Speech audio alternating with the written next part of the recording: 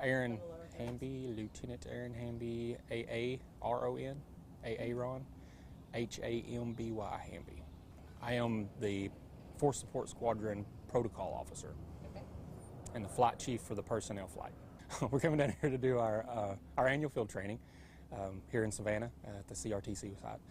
We have a group of personnelists and a group of services folks who come down with the Force Support Squadron. Our personnel flight we've got personnelists from all over the base that actually get to get their training in as well, since maybe we don't get to do full training at during drill status for being so busy and stuff that we do, and the high ops tempo that we've been experiencing the past little bit. So getting to come down here and getting away from our base and getting away from our emails and getting away from all that stuff makes it a lot better for us to actually get hands-on and get our training actually completed, so we can sign off on JQSs and stuff. So, well, for personnelists, it is definitely considered hands-on for these types of things.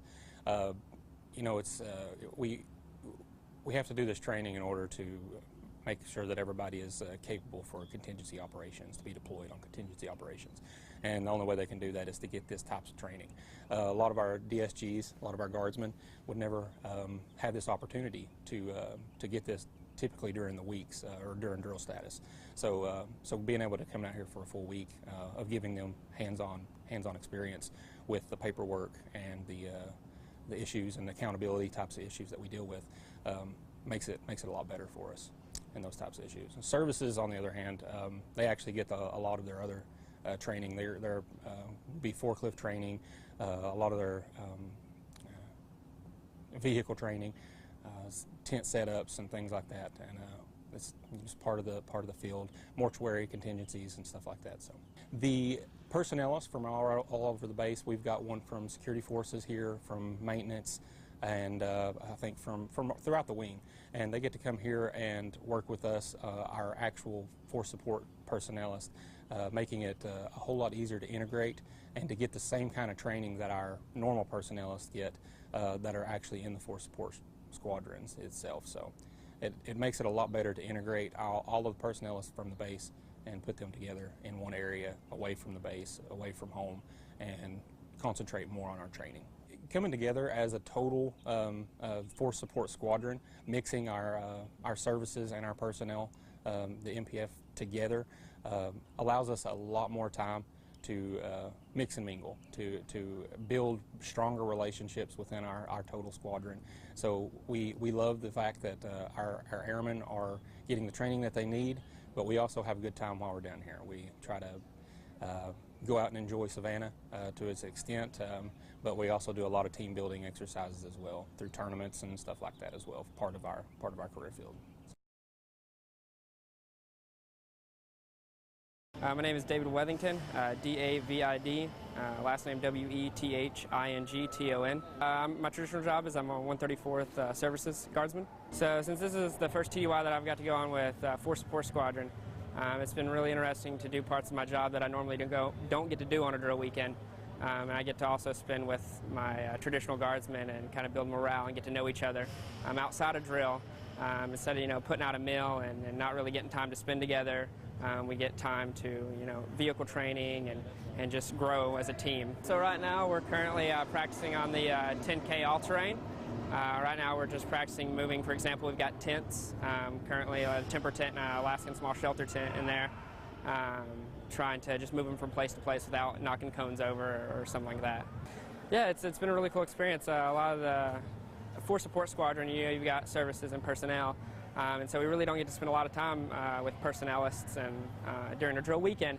So being able to go outside and have dinner with each other and just talk and get to know each other, go around town and just see things together and kind of experience a week together and get to know each other.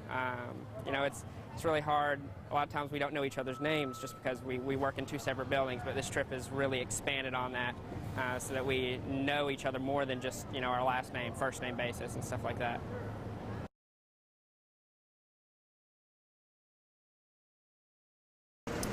Christopher Bites, B-E-I-T-Z. I'm the 134th Sustainment Flight Commander.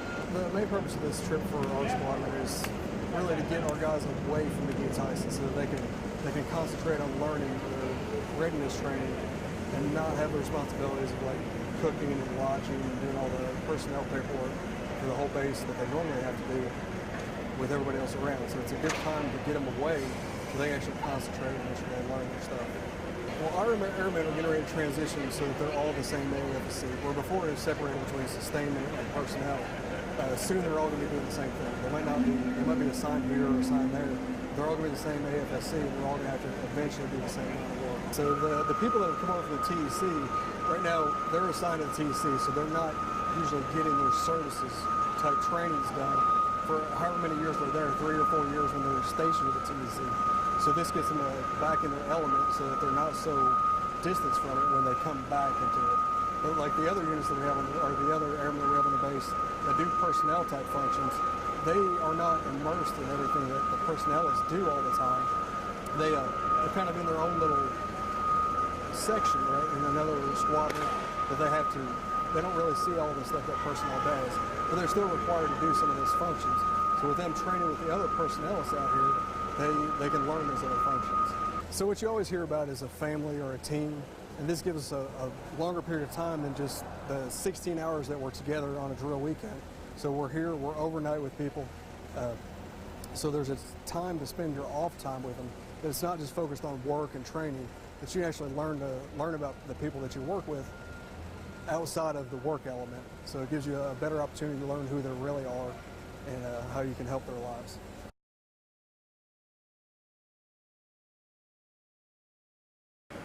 Hi, my name is Major Jamie Blanton, Jaime-Blanton, and I'm the 134th Force Support Squadron Commander. The purpose of this trip is so that our airmen can refine their force support skills, and it also provides them with the opportunity to enhance their team building, so that we can provide them with a outstanding, positive learning environment, so that they can make mistakes and so they can make mistakes. And so they can try new, innovative ideas in a positive learning environment.